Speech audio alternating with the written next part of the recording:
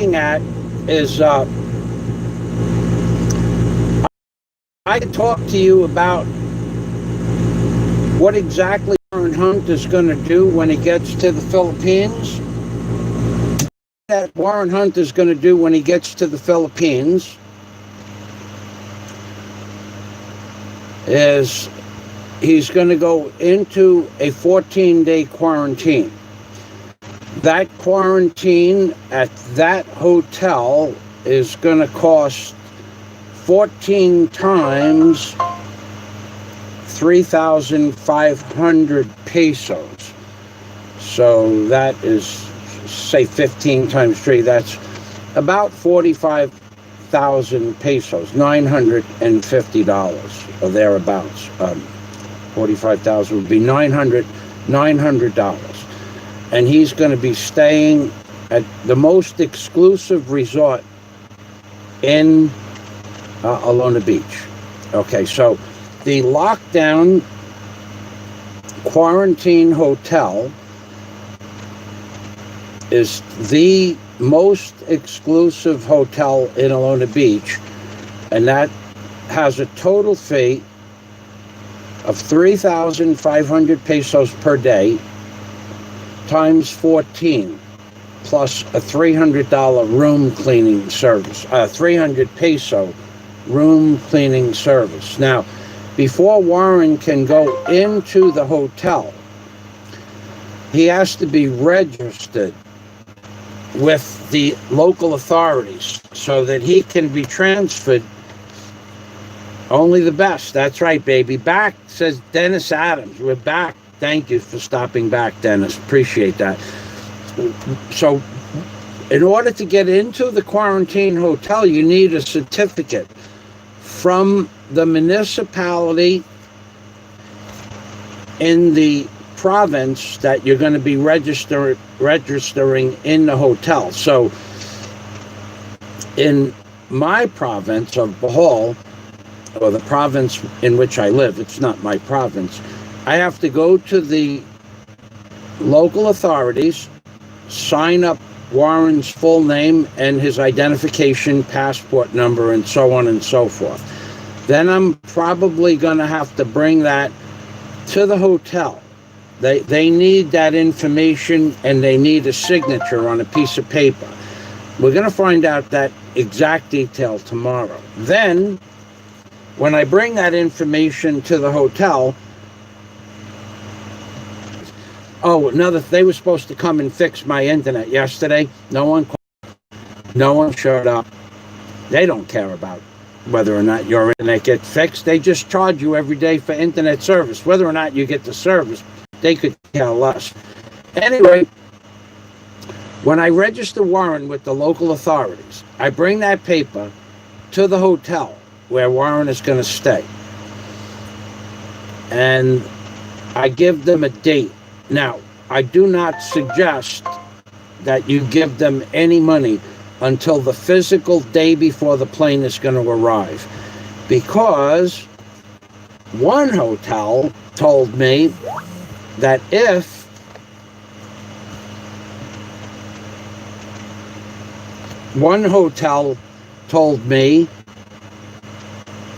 you register Warren to arrive on the 25th, and he doesn't get here till the 30th, they're not going to move his 14 days forward. They're just going to charge him for the additional 14 days. I said to that lady, I said, not all hotels work like, well, that's how we work, son. I says, okay, then I'll just find another hotel. And I did. So now, arbitrarily, the woman at the counter, she may or may not have been telling me the truth, because these people will not always tell you the truth, or they'll tell you what they hope is true. And what they hope is true is what you want to hear. So the second lady, Warren was on Skype with me. Oh yeah, we'll just move the dates forward if his plane is late. I don't know whose authority that's on. I don't know if she has the authority, but she said it never happened before. So how does she know that it can happen that if Warren is the first person? So anyway, Warren must be registered. Now, in order for Warren to get into the country, he has to be doing business. And I can provide Warren with my legal documents to show that Warren is doing legal business in the Philippines. So that covers that. Now, tourists are not allowed in the Philippines, but considering that I have legitimate paperwork, I can provide Warren with my paperwork and my letterhead that says Warren is coming to the Philippines to do business, and the business is, of course, to build a hotel. So that's not problematic at this point. So another thing is, once you're in the room, once Warren goes into that room, the door cannot be opened up from the inside. Only food can be brought to the door on a cart. And the cart, they'll knock on the door, they'll tell Warren that the food is outside. He'll open the door and get the cart.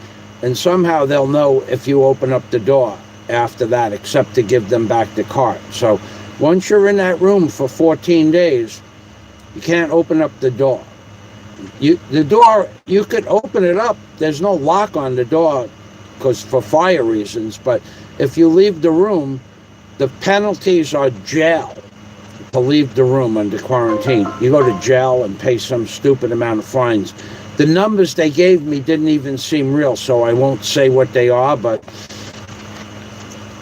you won't be leaving the room. You can't have guests, but if you were a man of the Steve Montelli stature, if you had the suave, if you were suave Steve Montelli, and you were going to meet a woman in the Philippines, suave Steve Montelli could meet that woman at the hotel during the time of the lockdown and bring that woman into the room with him for 14 days. That's allowed. Or any guest. If you had a wife, a spouse, a child, someone that you wanted to keep you company, you're allowed to bring that person into the room, but you have to pay extra for that person. I'll find out about that when I go to the hotel. But it's extra, it's an additional 500 pesos per day for the meals, additional. That much I know. $10 a day for the meals, for all 3 meals. So that's if you want to. So like if Steve, it's snowing, Steve Montelli, he'd probably want to get a good start on this. He might want to bring, who knows? Steve is a very sophisticated, suave type of guy. He might bring one girl from Cebu and one girl from Dumaguete. He's a real ladies man. I like Steve Montelli. So Steve, if you wanted to bring a girl into the lockdown with you, but the thing is she can't leave. So you're going to have to get along at least for 14 days. But Steve Montelli would be the only person I would know that would want to spend 14 days day and night with a woman. Not that there's anything wrong with that, but I wouldn't want to spend 14 days with a stranger. But Steve, he likes that kind of stuff. He loves.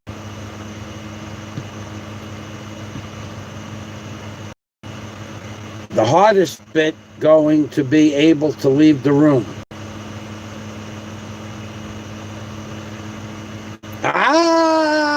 Warren with the truth searing. Warren says, you don't pay ladies of the night to stay with you.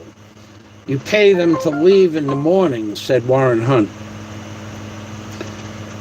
Now, Steve Montelli, he gets along with the ladies quite well. You never hear about him having any kind of battles with them. He's just a easy-go-lucky, let's go to the Philippines and enjoy myself. And that's what he is. I mean, I like Steve. I actually I watch a lot of Steve's shows.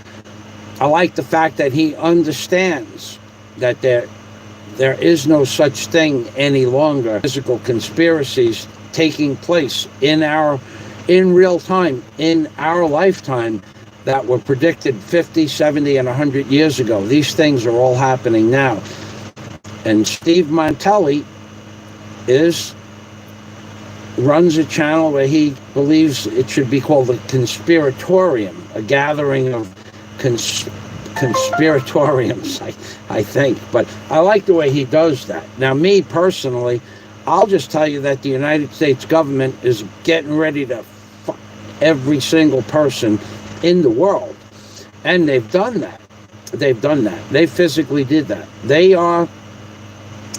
If you have listened to my videos for the last 10 years, especially my Obama series, which are now mostly on Patreon, I told you that the election of Mr. Obama was the proof of the downfall of the American civilization.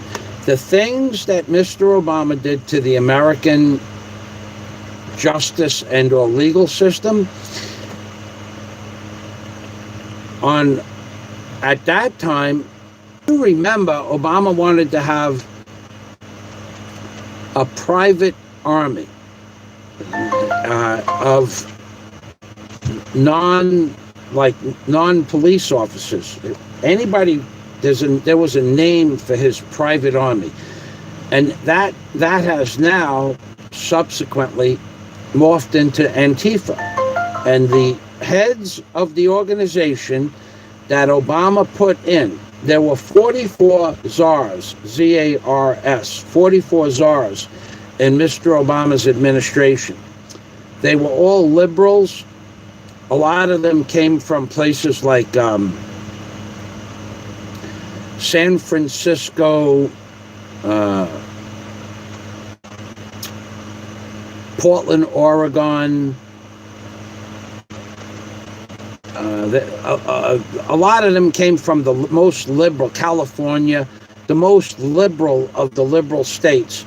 And those were some of his 44 czars. And he wanted them to be able to control and form groups or unions, so to speak, of rioting and protesting, or what he called social justice warriors.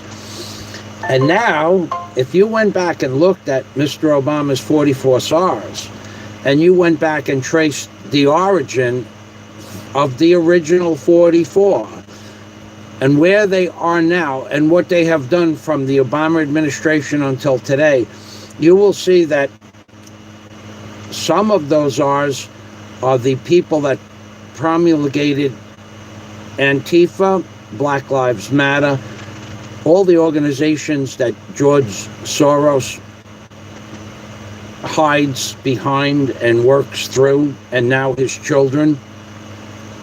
Those 44 czars that Obama put into office were never removed. And right now, in the Trump administration, he has some of those holdovers from the Obama administration, and he knows who they are, and he didn't dismiss them. He didn't fire them. He didn't dismiss them, and they still hold the stature that they had in the Obama administration. So if you think that Trump is going to help America, if you think that Mr. Trump is going to make America great again, I'm going to show you Mr. Trump, and I'm going to show you what represents Mr. Trump. See this Listerine?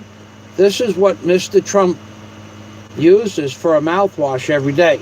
However, in the mirror, what Mr. Trump is really looking at is not the Listerine.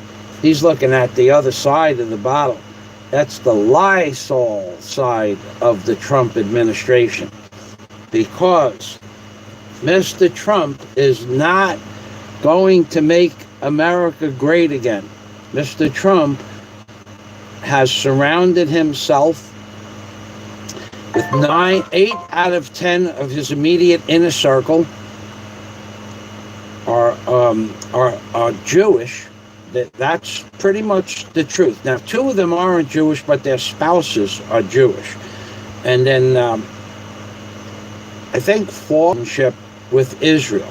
So that's who's running the country right now, Mr. Trump and his Jewish and Israel political affiliates. Now, that was the information that I read last year. It could have changed since this year, but basically, Mr. Trump, he goggles with Listerine, but what he sees, that's what you see.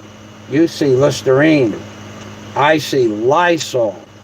And I see a Trump puppet, and the strings for the Trump puppet are being pulled by his immediate administration and the dual citizens of Israel and America, and or Congress and or state senators, all that show their allegiance to the great state of Israel first. Many of them are dual citizens. Many of their wives are dual citizens, or many of their husbands are dual citizens. And their main interest, for instance, 5G networks. Mr. Trump is pushing 5G networks, right? Now, there are all kinds of theories, good, bad, or indifferent. But basically, the tenets of 5G originated and were modified and controlled by electrical programs that emanate from the great state of Israel. Okay, so basically the technology for 5G, turn it on, turn it off, make it more powerful, higher intensity, lower intensity, that information, those informational circuits and computerized boards, whatever they are, they come from the great state of Israel because they have a fantastic computer brain building ability. But one thing that you should know about the great state of Israel is that Israel is also, and the people that, the wealthy of Israel, the wealthy politicians in America with dual citizenship, or wives that have dual citizenships and such like that, this is true now.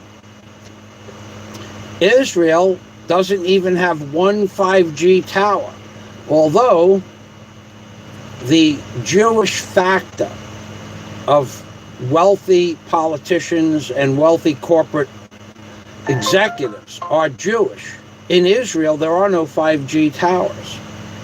They will not allow 5G towers, but they are demanding that all over the United States put 5G towers in. And now Mr. Trump is demanding that all 5G towers are put in place. Now, there are even some people, conspiracy theorists, that believe this lockdown took place so that the 5G towers that were not in place could be installed with the minimal amount of notoriety from the press and or the public. That's a conspiracy theory for sure. But if you'll notice, they're everywhere. And everywhere are 5G towers except Israel, who built the technology to make the towers work and control the towers, but don't have the 5G network in Israel. So you might want to ask yourself why that is. And I'll tell you why it is. It's because Mr. Trump mouthwashes with Listerine. And what you see is Listerine, but what Mr. Trump sees is Lysol. And that Lysol is what he does when he gets on the dais, D-I-A-S. The dais is where Mr. Trump is performing his Israeli duties.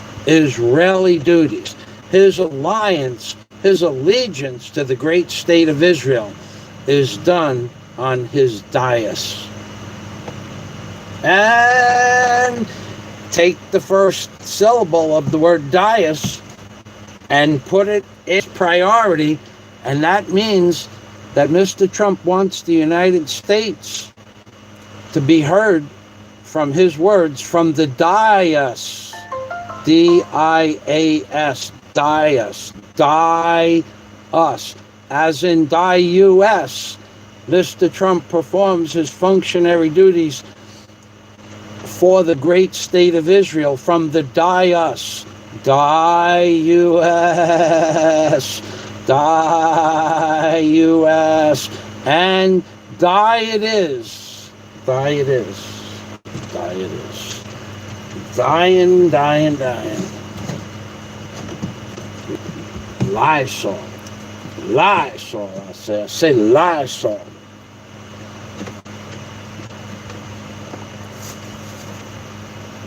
I say lie,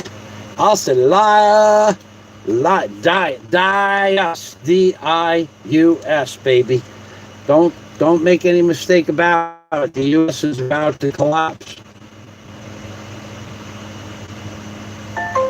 Okay, so we are back to the comments on this live stream. I'm having to really freaking hate the Philippines infrastructure. The internet lives matter, says Warren H. Scott hates the Philippines. I call Warren Hunt and Fish Club. That's like famous hunting and fish. Steve M seems like a really nice guy. He is. Steve M is a great guy. Warren wants to be a cat magnet. Okay, a magnate. LOL, could have been worse. My dad would have laughed, beat my ass within an inch of my life, and then bragged to his friends about being a cat magnet. Yeah, baby. I remember I did something. I got a beating for that. My father didn't hit me only 3 times since I was born. My father only hit me 3 times. But I took a beating for something. I didn't take the beating because of what I did.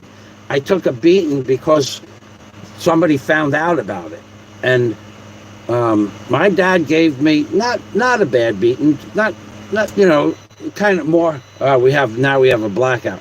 Kind of hurt my feelings more than he hurt me.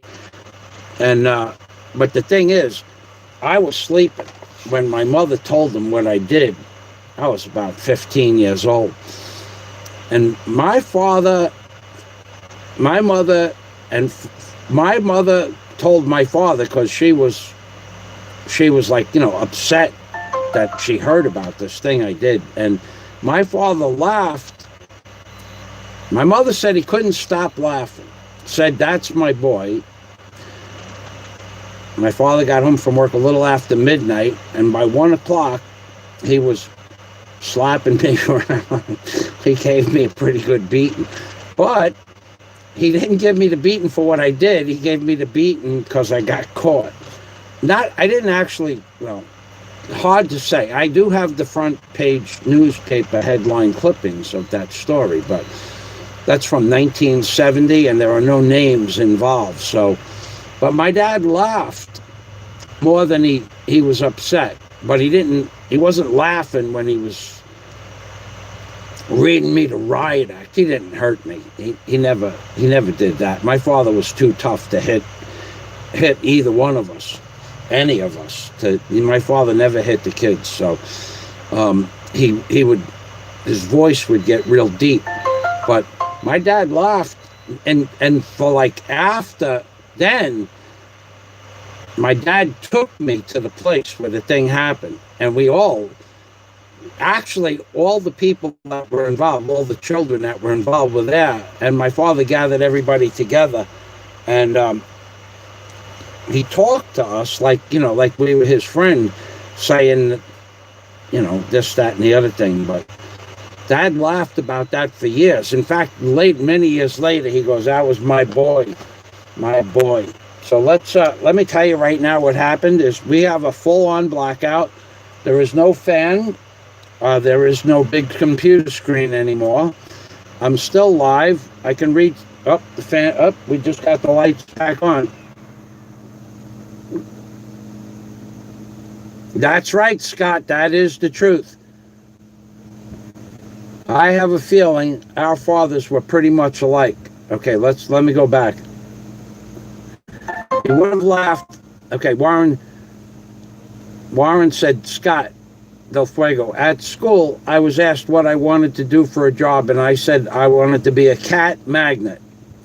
LOL, could have been worse. My dad would have laughed, beat my ass within an inch of my life, and then bragged to his friends.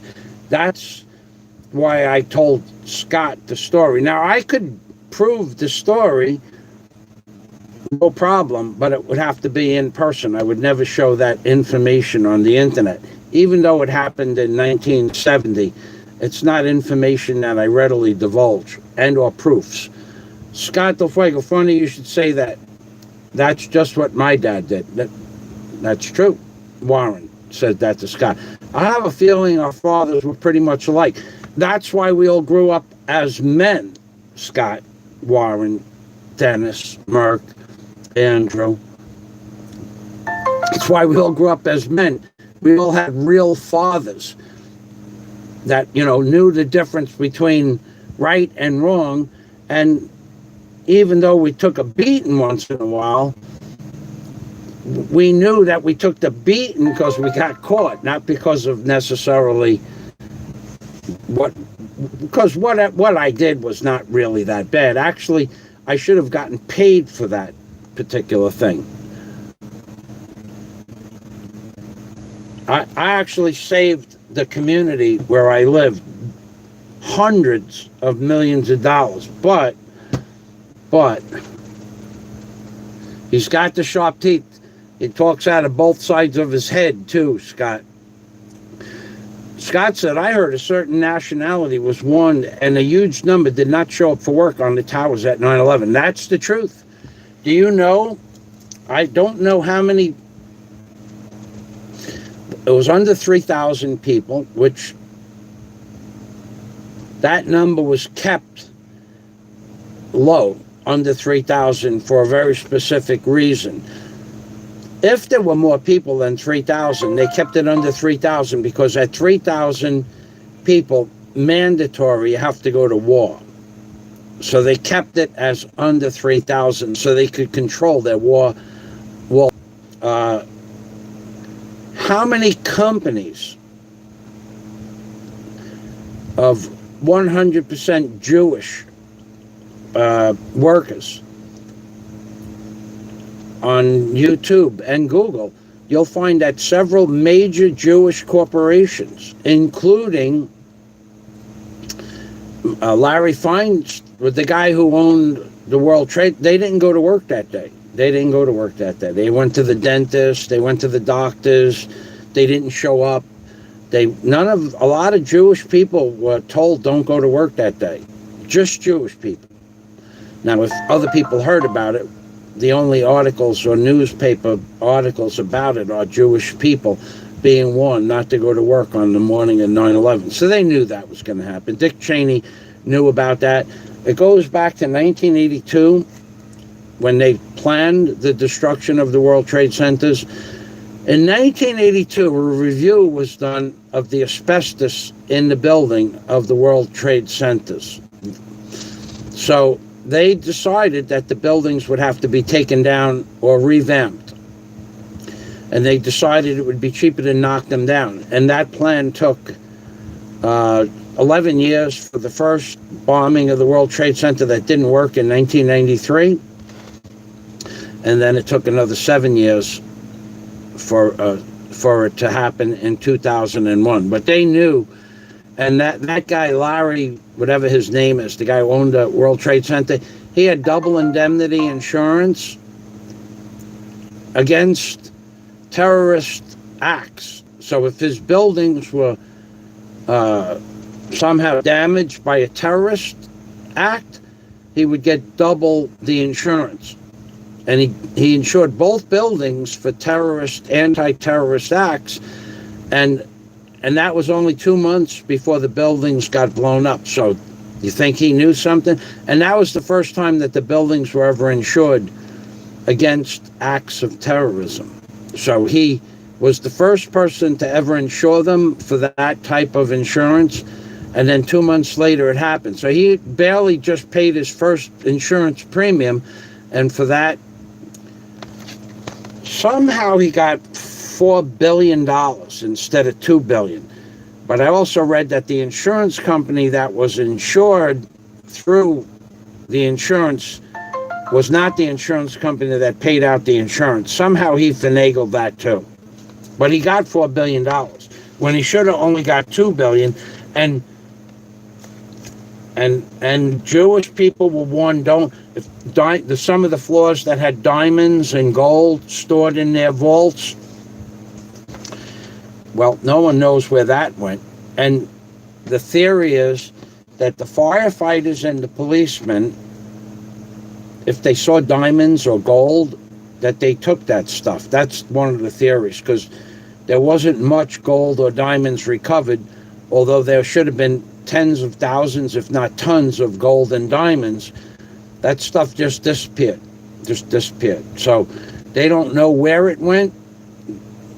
Could have got disappeared in the rubble, but the theory is that a lot of the firefighters and a lot of the police officers found necklaces and gold watches and diamonds. I mean, there were vaults as big as, 2, 3, 4, 5 cubic meter vaults full of diamonds and gold and jewelry, and they didn't find that stuff. Or they didn't. There was some gold found at the site, but not the tons of gold that should have been in the building when you add it all up. Now, that's not a conspiracy either. That's fact, Jack.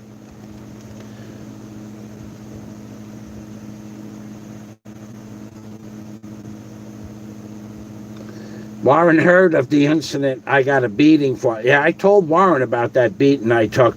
It wasn't really a beating. It was more of a brow beating. But my dad, I thought he was mad until later on, years later, I found out that he thought it was funny. Where was I on 9/11? I was inside a bar called the Railroad, I think it was the Railroad Bar. It's in the Florida Keys. I was putting in a drainage line for the sinks at the bar. We were doing we replumbed the entire bar. I was watching that on a 60-inch flat screen television, and I told my boss that's impossible that those buildings fell down, and he swore that I didn't know what I was talking about. And I said, no, that's not possible that building fell down like that. Shit don't happen like that. I've seen demolitions before. And he believed that it was from the plane. But at the time, all he did was, after the second building, he shut the television off and told me to finish doing the plumbing. But I remember that day. Railroad, the name of the bar is the Whistle Stop Bar in Islamorada. The Whistle Stop Bar in Islamorada, Florida. We were doing the kitchen, redoing all the plumbing in the whole building.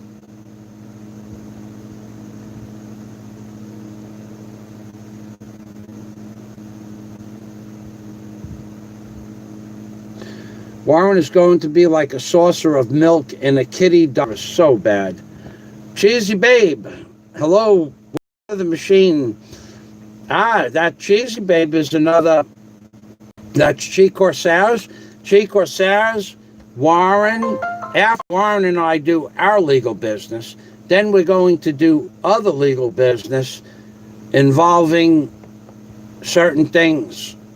And in addition, Chi Corsairs and Big E from Cebu, Big E and Cebu, they're coming to Bohol to actively participate in certain endeavors. And besides that, we're all going to have dinner at the Hen Inn restaurant, and Big E and I are going to sit on the beach and have margaritas together.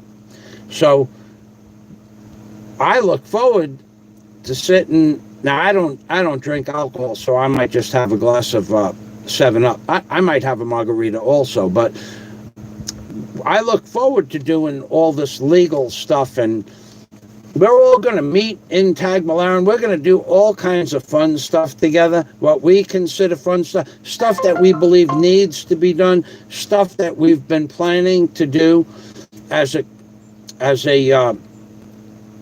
individuals, and also we're going to pool our resources, and we're going to do things that are 100% legal. I just want you to know that when we get together, it's not going to be all fun and games, although it's going to be all fun, but not so much games. We're going to do some things. We're going to do some interesting things, and that's our plan. That's our plan. We have a plan. And if you think that you don't like our plan, that's what we call karma, baby. Karma. Karma is a bitch. Karma is a bitch. And Big E and Chi, they want to be, for the day, karmic guards of the day. Guards, not gods, guards. They want to be karmic guards. They want to be in control of some karma. They want to bear karma down on the people that need karma-ing.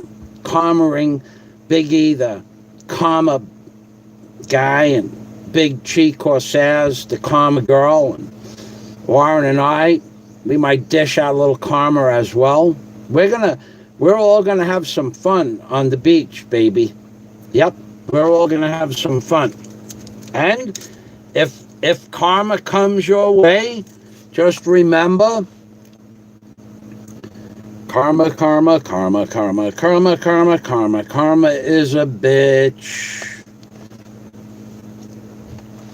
That's right, baby. Karma is a bitch. Awesome.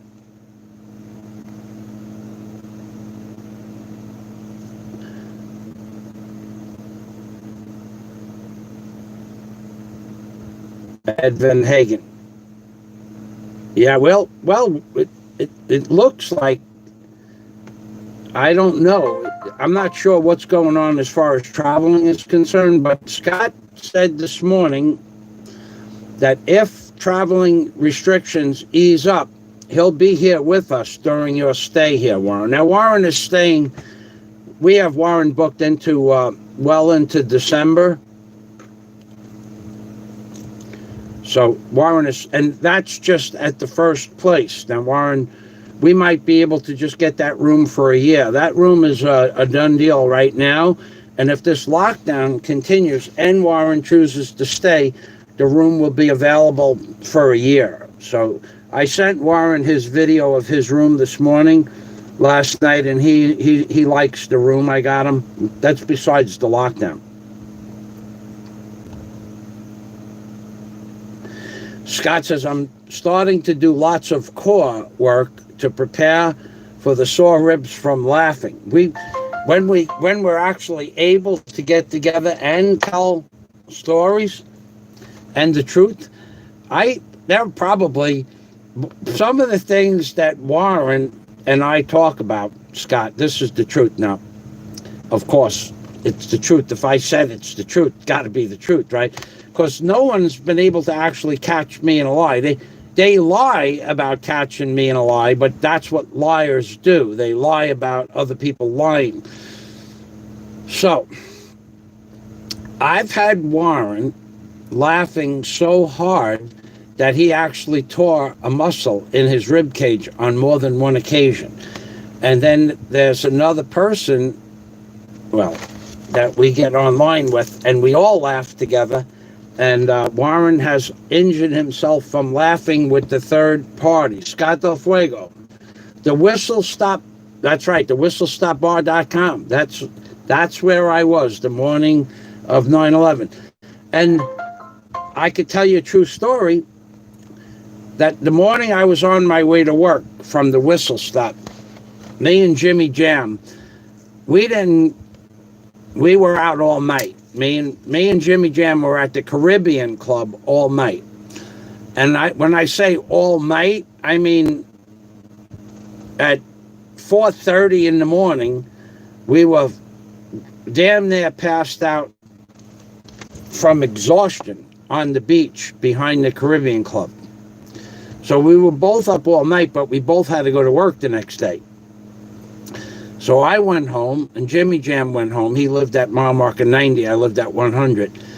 And I went home and took a shower and went to work without sleeping that night. And on my way to work, I took a back road, the old road. When you go over the bridge leading from the Holiday Isle Hotel, you go over that bridge. And immediately after the Holiday Isle Hotel, after that bridge, there's what is called the Old Road. And I got on the Old Road because I did. I don't know why. I just did. I don't remember why I got on it. But there was a big sign that said, psychic readings, $10. So I said to myself, I wonder if they would know of the reason I read the sign is because it was out of business. The psychic tarot card reader had a for rent sign across the front of the building. So I was saying to myself, I wonder if they knew that they were going to fail in business. So when I got to work, the morning that before I prepared to go to work, I talked about thinking about ambulances and police. I wrote it down in my journal, and I don't know where that journal is, but that's what I wrote down. I used to write down whatever thought was on my mind before I went to work. Maybe that's why I took the old road. But anyway, I got to work and I talked to my boss. He said that we're going, you're going to the whistle stop with one of the real plumbers, supposedly a real plumber. He sucked at what he did, but he had the license. And Rick, R-I-C-K. Rick is the senior partner of Windy Day Plumbing. So Rick and the real Rick was a plumber also. Rick and I and another plumber, I think his name was John. We were at the whistle stop. Rick was the one who shut the television off. So I said to Rick, do you think that the psychics knew that they were going out of business? Because Rick used to take the old road. And he wasn't much into metaphysics, but we didn't talk about that much. And then when 9/11 happened, we were watching it. By the time the second building fell, Rick said, enough of that shit, and shut the channel off. And that was the end of my 9/11. When I got home, I watched it. I couldn't believe the buildings fell.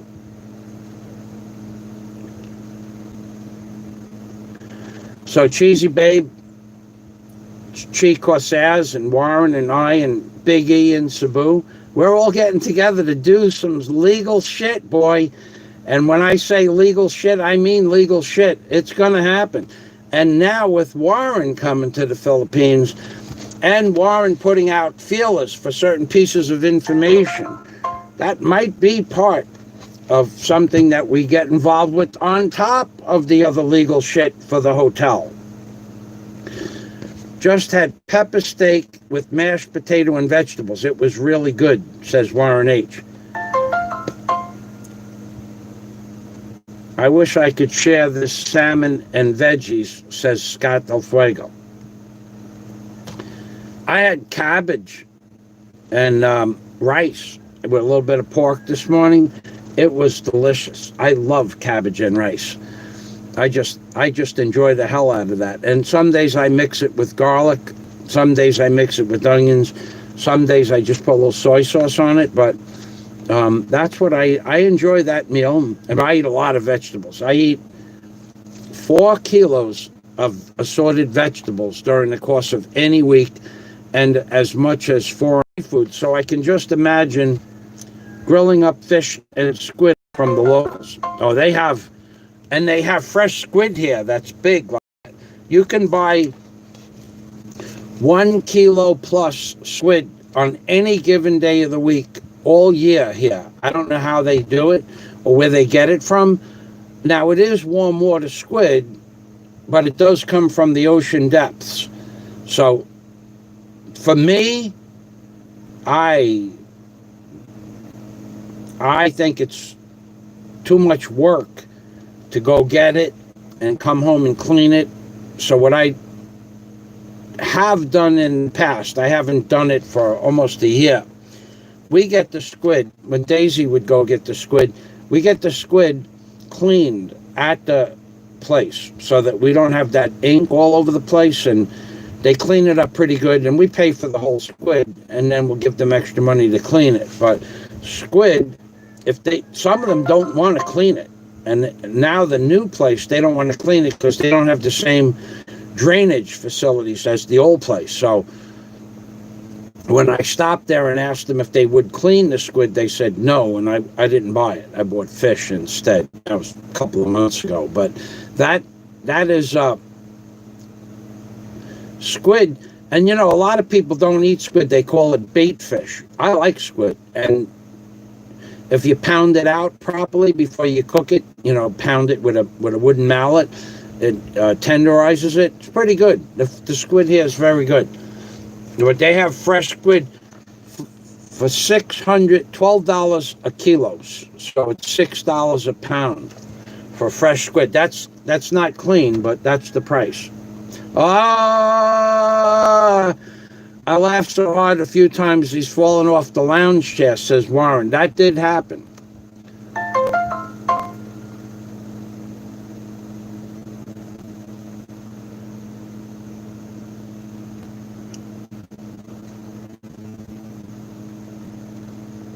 Yeah, there'll be an update as to Warren's visa. His passport comes tomorrow if everything is correct, and his visa comes at the end of the week, and then the following week Warren should be on his way here, Ed.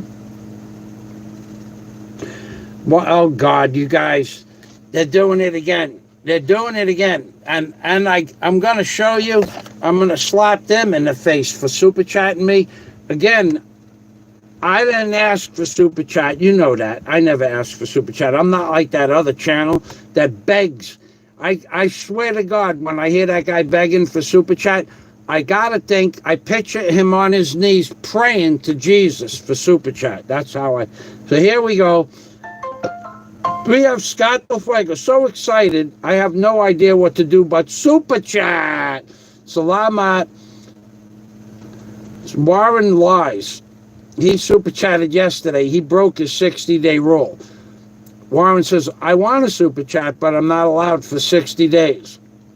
That was a self-imposed rule. And being that you lied to the liar, well, YouTube's greatest lie was told to the YouTube's greatest liar, it doesn't count. You could super chat me if you want. If you have to, if you feel the need, it's like, if you absolutely feel that you must, that's up to you. And I won't hold it against you. If you don't, the only thing that I'm upset about is, as I mentioned in the last live stream, Warren got me a credit card with my name on it from his bank account or his checking account. And I got it. I'm a little bit upset about this. Well, number one, Warren was a member of my Patreon community for $1 for 17 months. He quit that last week, okay? What's going on with that, right? Now, in order to try to make up for the insolence of quitting my super chat, my Patreon community, for Warren's insolence, what he does is he goes out and gets me a credit card, puts my name on it, and then what does he do? Then he limits me to $20,000 US a day. Now, how is he making up for quitting my $1 Patreon account? How is that happening?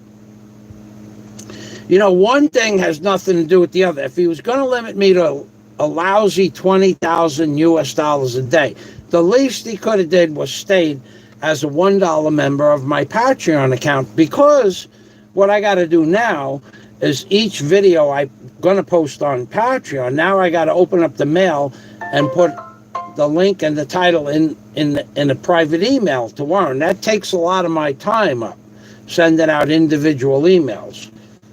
So just because he gives me a credit card and then reduces me to 20,000 US dollars a day, does not make up for the insolence that Warren Hunt projected upon my person as quitting my Patreon account. One thing does not cancel out the other. So,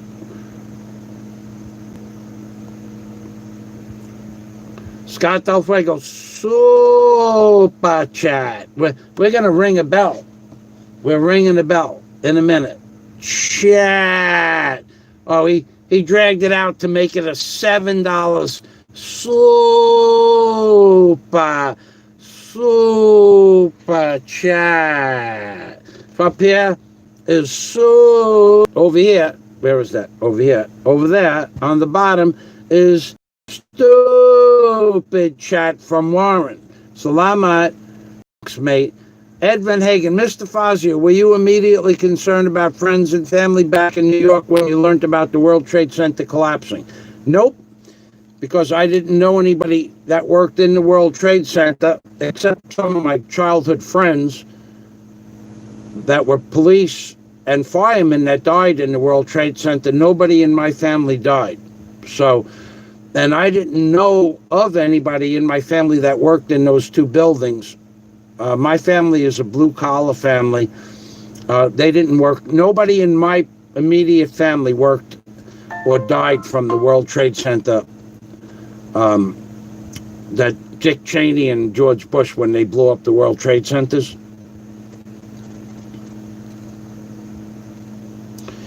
That is a good question. You're right about that, Warren. The dollar was too much for him to afford. I feel the need for stupid chat. So let me get the bell. I'll teach you about super chat and then lying. I'm going to get the bell, the pot. I'm going to get the pot. You know that the pot, when you see super chat and you see stupid chat, the pot needs to be got. We need to got the pot. So we can do that. I'll get the pot right now. The pot is always within reach. The pot is here. We are here. Look at this. Look at this. This is the money pot. Every time I do a show, without asking for super chat or stupid chat, the men, the real men of the world, super chat me.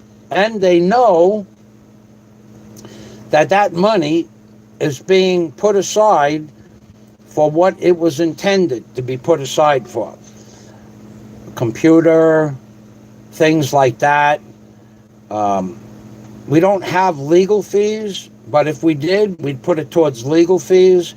I don't have to leave the Philippines for another 2 years, so I don't have to worry about leaving the Philippines and coming back and getting quarantined. If I leave the Philippines, I don't have to worry about shit like that, because I thought ahead. I knew that I had to leave the Philippines, and I didn't have to leave the Philippines until just recently.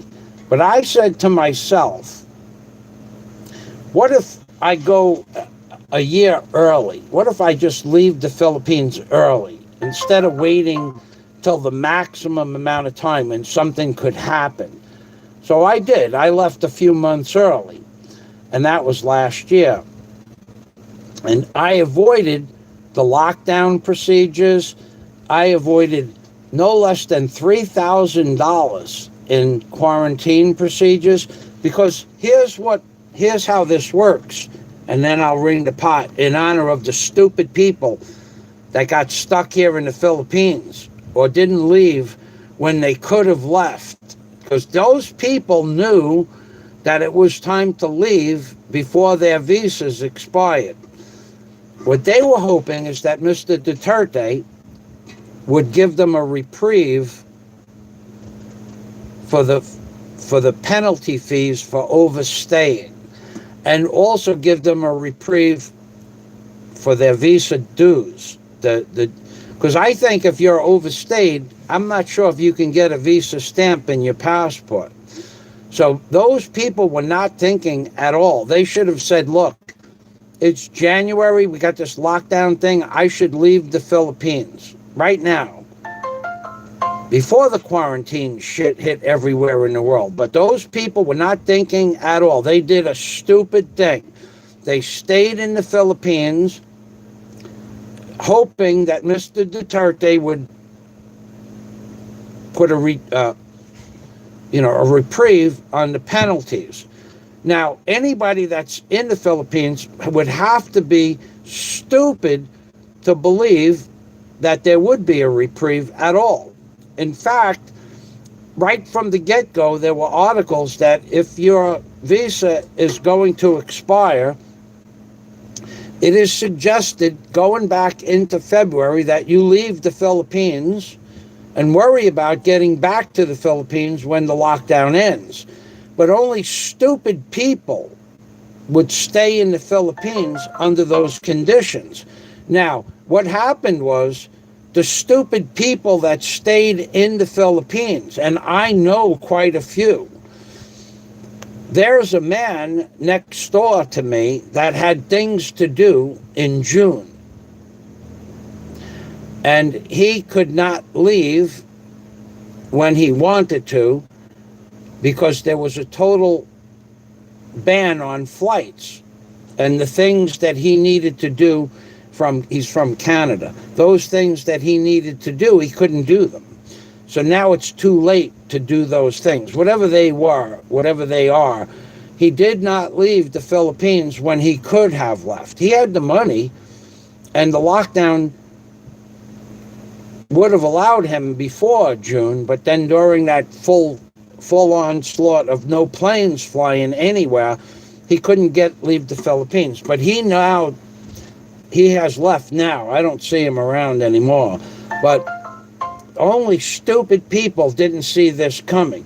So if you were stupid and you stayed in the Philippines thinking that the Philippines government was going to give you a reprieve, well, based on the business that I've done with the Philippines government, they don't have that word. Reprieve is not in their vocabulary. It's not in their diction. Reprieve, it means nothing to these people. A reprieve is when you have the fine levied against you for being stupid and staying in the Philippines, you pay the fine. That's your reprieve. That they allow you to pay the fine and leave, that's your reprieve.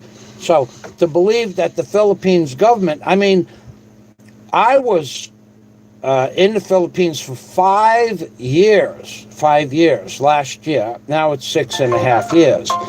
But in my 5th year, my passport was due Christmas week, and it was due on a Thursday. And I went to the immigration office on a Thursday, and what I didn't realize is that because Christmas was on a Sunday, that they made Thursday a day off. Okay, now not only was Thursday a day off, but I went there on Thursday. It wasn't on the door that it was going to be a holiday Thursday. It just was closed.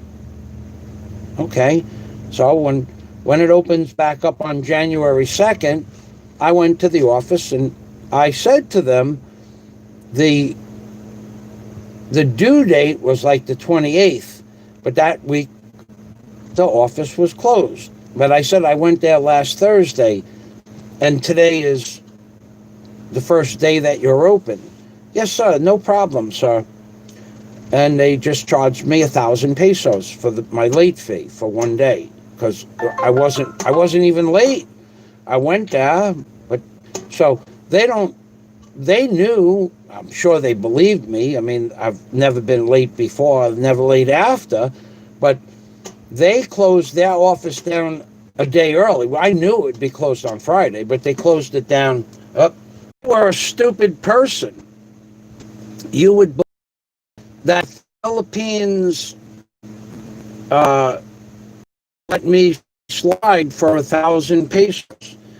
I never thought they were going to. I knew right away as soon as I didn't get into the office, even though the office was closed 1 week in advance, even though that happened a week early, without any notice on the door. When I got back, I had to pay 1,000 peso fine, and that's okay. But the thing that is upsetting is there was no notice that the office was going to be closed a day earlier than normal. Christmas was Sunday, I think it was. Whatever day Christmas was, it was closed 3 days before Christmas. Or when I got there, it was closed. So if you were a stupid person and didn't leave the Philippines when you saw the lockdown starting, and you're here now, and you'll have to worry about going to your country or back to America and pay $1,000 for a quarantine, and you can't come back here without going to a quarantine, that means you're stupid, really, basically, because you forewarned is forearmed. And I'm telling you that you had the opportunity to leave at any time. So to believe that Mr. Duterte should, or the Philippines government should, give you a reprieve, that's just plain insanity. The Philippines government explains to you to be there 1 week before your visa is due, so that you avoid late fees. And now I have a low battery. Before we had internet blackout, and now even plugged in, I have a low battery. So I don't know what we could do about that, but I haven't plugged into the most powerful charger I have. So if you were stupid enough to stay in the Philippines, I think I mentioned that, and you believe for some insane reason that you should get a reprieve, that you shouldn't have to be, under the jurisdiction of the rules that exist. This is your fault for being in the Philippines, not my fault. Don't blame that stuff on me. You knew that there was going to be a lockdown. You knew that you had to leave the Philippines on a certain day. If you were too stupid to leave the Philippines on those days, and now you're afraid to leave the Philippines because you might not be able to get back, that's all on you. It's not, don't take that shit out on anybody else. Stop crying about bitching and crying about that it's not fair. It's fairness has nothing to do with the rules and restrictions in the Philippines. Those are the rules. So if you were too stupid to leave when you could have left, and now there are 3 quarantines for this man that lives close by me, if he wants to leave the Philippines and come back, he has to leave wherever. Thailand is about $800 round trip. Come back, get a throwaway ticket for $300 to Vietnam. That's $1,100 for airfare. Another couple of hundred for hotel fare in Thailand. So that's $1,300, let's say, right? Now, when he gets to Thailand, he has to go into quarantine. So that's another $1,000. That's $2,300. Now, when he wants to come back to here, the plane lands in Cebu. That's another $1,000 for quarantine. That's $3,300. And then when he wants to come to Bohol from Cebu, that's another $1,000 for a hotel room. That's $4,300. So if you were too stupid to leave back in January when you knew this stuff was happening, then stop your bitching and just go to Thailand and come back. But I got to hear this guy bitching about going to Thailand and coming back and the fees and shit like that. That's his problem that he got those problems. He made those problems for himself. Now I got to bang a pot because Warren broke all the rules. Talking about rule breaker. All right, so we have Warren. Warren is instigating super chat from the great Scott Del Fuego. Scott is so excited he has to super chat me. Super chat. Okay, that's understandable. I got the fedora on. Everybody knows when I took off the work helmet and the work vest, Now I have the fedora. Now I'm running a legitimate scam. This is words, Jesus. And I want to talk about, when we're talking about running a legitimate scam, I always talk about the letters, the words in the King James Bible, the letters that are printed in red, right? Those are the words from Jesus himself. Jesus said the words that are printed in red in the King James Bible. And what did Jesus say? Jesus said, it is better to give to Michael Fazio than the other way for Michael to give to somebody else. That's what Jesus said. This, don't say I said that. Jesus, it's in the Bible. Jesus said it is better for you to give to Michael Fazio than the other way around. Now, there are some stupid people out there that are misquoting what Jesus said. They're saying that Michael Fazio said it is better to give to Michael Fazio than for him to give to you. That's true. That's true. But I didn't make it up. I didn't make up that story. It's not a story. It's in the Bible. Jesus said, what? You don't believe me? Jesus, tell him. It's better to give to Michael Fazio than the other way around. This is Jesus. Fazio till it hurts. You give him any extra money, any money that you think might be extra, you give until it hurts. See? Jesus, my friend. Jesus is a friend of mine. He will super chat me anytime. He tells people to give me cash. That's because he likes me to have a stash. Jesus is a friend of mine. Jesus says super chat Michael Fazio anytime. Don't forget to break the rules. Send a super chat when you feel it's necessary. And remember, it is better to give to Michael Fazio than for Michael Fazio to give to you. Jesus said so. Salamat. Why sapayan? Jesus said thank you in Visaya. He speaks many words. Let's go to the super chat. Scott says super chat. There's a $2 super chat. And on the bottom it says chat. And then there's the one that says stupid chat. $5, $2, $2, baby. $5, $2, and $2. And Warren comes in, breaking the rules. I feel the need for stupid chat. Warren promised he wasn't going to super chat me for 60 days, and he didn't. He gave me stupid chat, different than super chat. But he's readjusting the rules. Warren is changing the rules. Is that okay, Jesus? That's okay. I love Warren. Thank you, Jesus. So, Jesus, $1 was too much for me to afford, says Warren, when he quit my Patreon for a lousy $1 a month. Warren quit my Patreon. And what does he do to try to make up for it? He gives me a debit card with a lousy $20,000 a day limit. I don't understand the concept behind that. Warren says, I feel the need for stupid chat. The pot called and my wallet answered. So now we're going to show you what and how black pots matter. That's right. Everybody knows that black pots matter. And the super chat is flowing on the screen so hard. Now remember, Jesus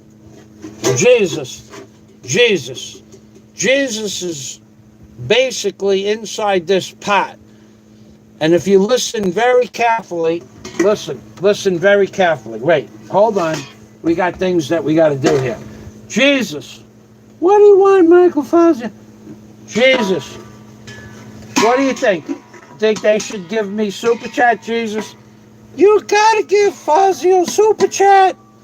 Super chat, super chat, super chat, super chat. Super chat, super chat, super chat, super chat, stupid chat. Jesus, do you want? Can you make the pot make the pot make noise? I could do that. How much? 1,000. 1,000 what? 1,000 pesos. Jesus wants me to give him 1,000 pesos. Fucking chance of that is like 0. Anyway, let's talk about that. Jesus, bang a pot, make a what? Jesus is banging a pot. Double banger. Cash. Oh, Jesus. We love you, Jesus. We love you, Jesus. We love you, Jesus. You love Michael Faz. We love you, Fazio. We love you, Fazio. Jesus. Jesus. Jesus. Super chat. Super chat. Super chat. Super chat. Super chat. Super chat. Super chat. Super chat. Super chat. Super chat. Oh, look at that smile. Jesus is smiling and the pot is smiling and the super chat is coming in. Super chat. Super chat. Super chat. Super bang a pot. Make a what? Bang a pot. Bang a pot. Make a what? Ah, ah, ah, bang a pot. Make a lot. Bang a pot. Make a lot. Bang a pot. Bang a pot. Make a lot. Bang a pot. Bang a pot. Make a lot. Jesus. Jesus is here, baby. Oh boy. Salamat, Jesus. Jesus is banging a pot. Who the hell would ever thought Jesus would learn how to bang a pot and make me a lot? Gotta tell you, boy, Jesus, he's such a talented, godlike being. Let's go over here. The pot called, says Warren. The pot called. And my wallet answered. Dennis said, I would super chat, but my wife keeps an eye on my credit card statement when it comes. Besides that, she is right, because my card is pretty high with what I owe. I have to behave, as I am senile. Dennis, you and I had this conversation many, many months ago, and I hope that you abide by your wife's wishes. You don't have to ever explain anything about super chat and you and I. We have been friends. We were friends before there was super chat, and we will be friends long after there is super chat. Michael, this is from my girlfriend. She wants to meet you on Skype, so keep an eye on me while I'm away. Warren with more super chat. Evan Halen, battery died. Yeah, the battery is low, and I don't have a charger that overcomes the usage. Ed, I can't tell you how many phone numbers Michael has gotten off websites and rung that don't exist. Okay, so if I were to show you the file that I had, can I put this down now? The Fedora and Jesus made me do it. No, I guess not. If I were to show you, if I opened up my computer right now and showed you the file with the name of the hotel and the Warren Hunt Pavilion in the title, I could show you the telephone number, 2 telephone numbers for immigration, for local. One is a Globe number and one is a 5-digit landline. For 1 week, 300 times I pushed redial on either one of those 2 numbers. No one answered. Okay, they're not going to answer. The department that I have to register Warren Hunt in, the government department that Warren has to be registered to before he comes here to go into the quarantine hotel, that department does not answer. However, this morning, last night, Warren and I, we figured out how I can get that information from that department without going through the phone, because they don't answer the phone.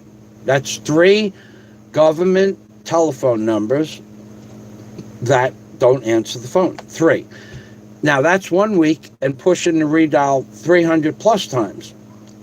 Okay, so 3 government numbers that are on the government website and were given to me by the hotels to find out the information from the government. Those are the numbers that the hotel has. 3 numbers for the government here don't answer the phone. Now, it could be they're busy, could be because of the lockdown limited staff, and could be that the phone is in a room that nobody's in because of the lockdown. I don't know. So last night, I found out from a hotel, that the hotel, the Hennon, where Warren is going to stay, I found out that I can go to a specific office now and ask. I could go to the mayor's office and ask, because the mayor should have that information. So instead of the government agencies answering the phone to give you that information on the phone, it is suggested that I go to the mayor's office. That's not a problem, but it is an extra 2 or 3 hours of a day instead of 5 minutes on a phone call. So if you expect the Philippines to run like it is in America, you could forget that. Now, what I also discovered is that about a month ago, one particular YouTube blogger was harassing one of my neighbors. And when I have the local police station's phone number, of course, to file a case against the blogger who was harassing my neighbor, I started calling up the police station at about 8:30 the next morning when I found out about the harassment. And they didn't answer the phone. And I called them all day. And I never stopped calling. It is the telephone number for the police station for non-emergencies. And I called all day. And I'm going, how is this possible? Well, I'm not going to call up the emergency number because it wasn't an emergency. And I was instructed to go fill out a blotter on the incident. So what I did was I just got on my bicycle and I went to the local police office, and I saw what they were doing is they were handing out vouchers for rice. And there were a lot of people there, like 30 people plus waiting. And then there were like 100 people off in the distance hanging out underneath the tree, family members. So they were giving out rice that day. So that day they didn't answer the phone at the police station. But they did allow me to have access to the what I needed. So things are different here in the Philippines. So not tomorrow, but I will try again tomorrow. And if they don't answer the phone, then I'll just go to the city and go to the mayor's office and find out what I have to find out.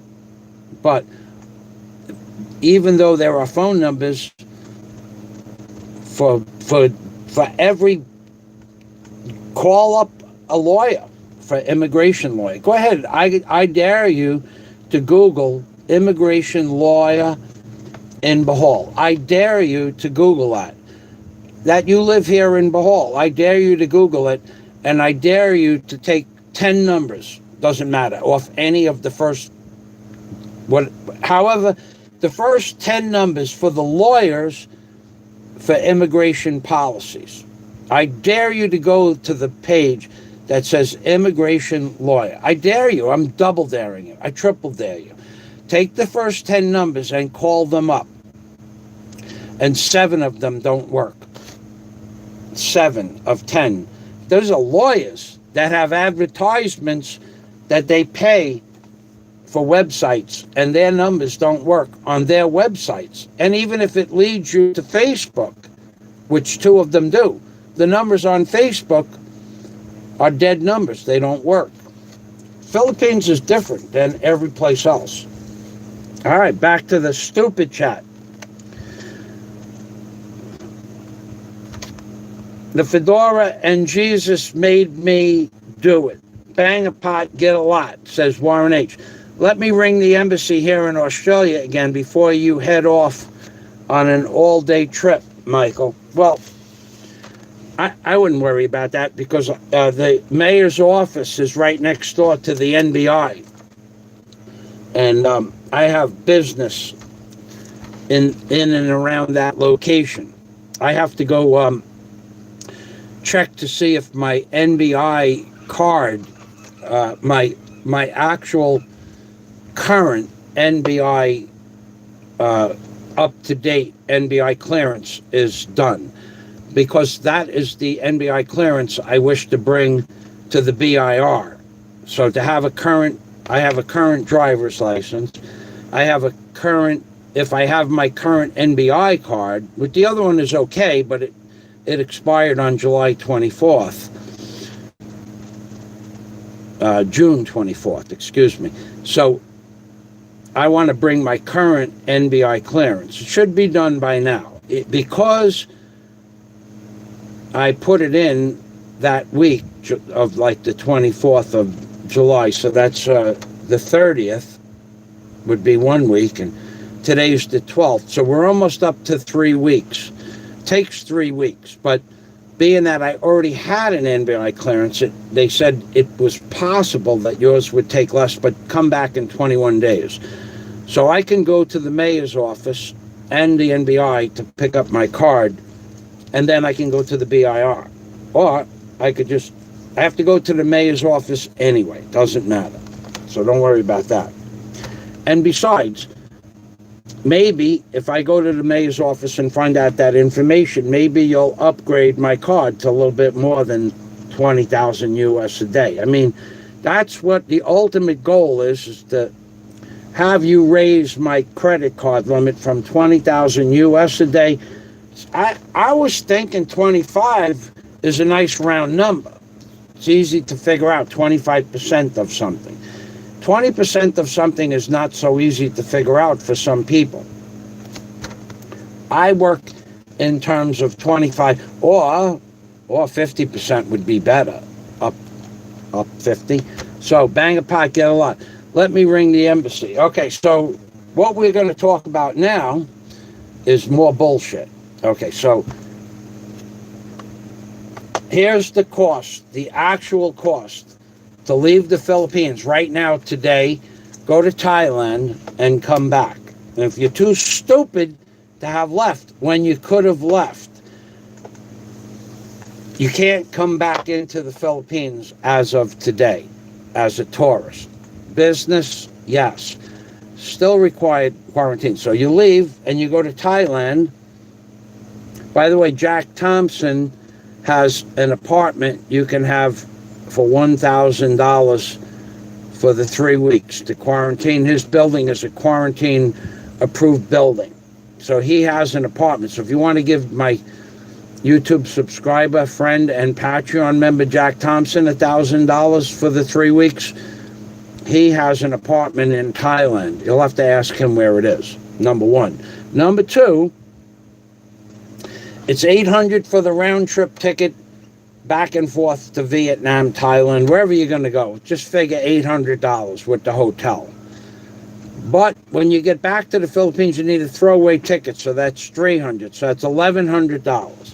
When you get back to Cebu, another $1,000. That's $2,100 US. Now, to get from Cebu to Bohol, that's another $1,000. That's $3,100. No. I screwed up. It's $800 for the ticket, $300 for the ticket. That's $1,100, and $1,000 for the quarantine hotel in Thailand. Now we're talking $2,100 minimum. Another $1,000 for Cebu hotel, $3,100. Another $1,000 for the Bohol hotel, $4,100. $4,100, and it's going to take you about 45 days from the time you leave. But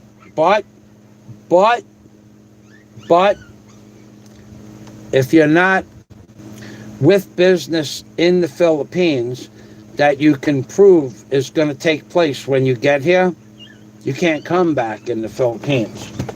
Not allowed. So if you leave now and they don't change the rules, you can't come back. And if you were too stupid to leave when you could have left and come back, well, that just means you were just too stupid to leave. And I got to tell you, I got to hear this guy bitch next door every day that he can't leave and come back. Now, he personally, if I were you, I would leave. Avoid maybe not being able to get back. Because remember, they stopped incoming traffic. Oh, I don't want to leave my girlfriend alone for the love of that. I'm going, all right, you stay. But, you know, bitching is not going to help you 3 months from, oh, it's not going to last 3 months. And I'm going, yeah, it is.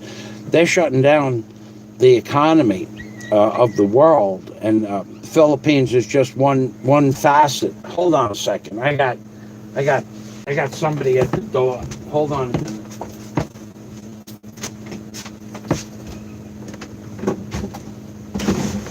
Poppers, what are you doing? What are you doing? Are you stuck outside? Are you stuck outside? Hold on a minute. He's stuck. Get stuck. Pupper. Hello, Pupper. Come on. Come on over here. Come on.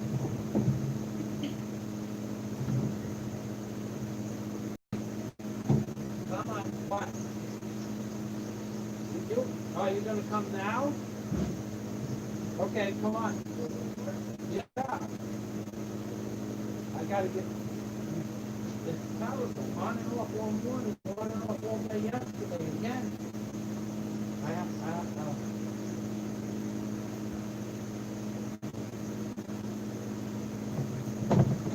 Give me 1 minute to get in the house. Okay? I got to get these dogs straight out. I got something else. Hello, puppers. Just give me a minute. Okay, ladies and gentlemen, what I have right now is the dogs were barking at the dogs are barking at the Globe guy. The Globe guy came to fix the internet, and he doesn't believe he's here. I don't believe he's back. You shouldn't believe he's back, but this is the Philippines. So hold on a minute.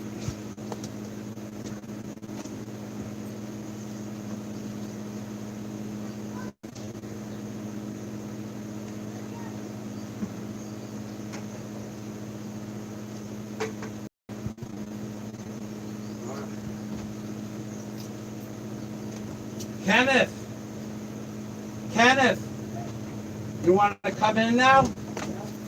All right, come on.